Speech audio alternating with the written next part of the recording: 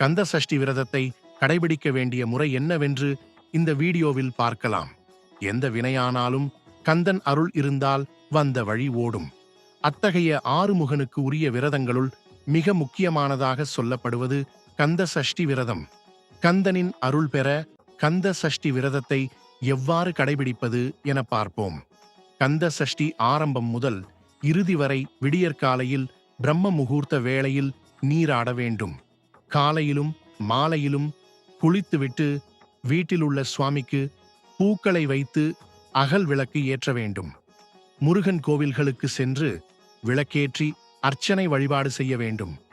அப்படி கோவிலுக்கு செல்ல முடியாதவர்கள் வீட்டிலேயே முருகன் படத்திற்கு விளக்கேற்றி அர்ச்சனை வழிபாடு செய்யலாம்.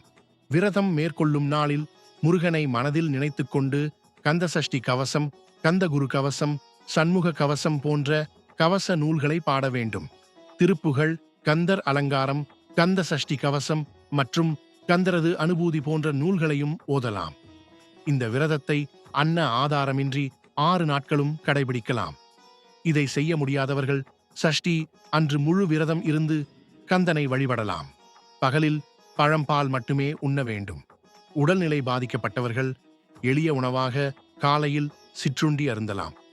காலை முதல் மாலை வரை குறைந்த அளவு பானம் மட்டும் அருந்தி மாலையில் முருகன் கோவிலுக்கு சென்று வணங்கிவிட்டு விரதத்தை நிறைவு செய்யலாம். அல்லது இரவு பச்சரிசி சாதம் சாப்பிட்டு விரதத்தை முடித்துக் கொள்ளலாம். மலைக்கோவில்களில் மலையை வலம் வந்தால் மிகுந்த புண்ணியம் உண்டாகும். கோவில்களில் தங்கி விரதம் இருப்பது நல்லது.